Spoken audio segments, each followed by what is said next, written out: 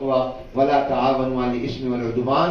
اور آپ سب حضرات کو جو مولانا کے رفقا ہیں، فاؤنڈیشن کے ساتھی ہیں، میں ان سب کو الحمدللہ مبارکباد پیش کرتا ہوں. اور اس ہمارے عزیز نے جن کو آج میں نے پہلی مرتبہ سنا، بہت باصلاحیت ہیں، اور میرے بارے میں جو کچھ انہوں نے کہا یہ ان کا حسن ظن ہے، آپ کسی دھوکے میں نہ آئیے گا. میں دعا کرتا ہوں اللہ ان کے حسن ظن کو حقیقت بنا دے. جہاں تک مجھے ستارہ امتیاز جو اس سال 23 مارچ کو ریاست پاکستان کی طرف سے دیا گیا، یہ اعزاز صرف میرا اعزاز نہیں ہے بلکہ یہ تمام مدارس کا اعزاز ہے، یہ تمام علماء کا اعزاز ہے، یہ تمام اہل دین کا اعزاز ہے.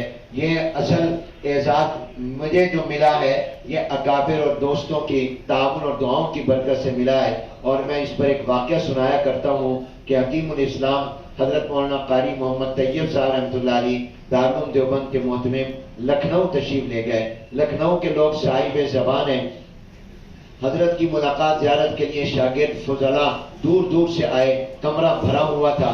ایک نواب صاحب بھی آئے اور وہ بھی حضرت قاری طیب صاحب کی ملاقات اور زیارت کے لیے آئے. جب انہوں نے دیکھا کہ حضرت قاری طیب صاحب رحمۃ اللہ علیہ تک پہنچنا بہت مشکل ہے، لوگ بہت زیادہ جمع ہیں، تو دروازے پر کھڑے ہو کر کہا جہاں شہد ہوتا ہے وہاں مکھیاں جمع ہو ہی جاتی ہیں. گویا انہوں نے حضرت قاری صاحب کو شہد سے تشبیہ دی اور لوگوں کو مکھیوں سے قاری صاحب کے کان میں جملہ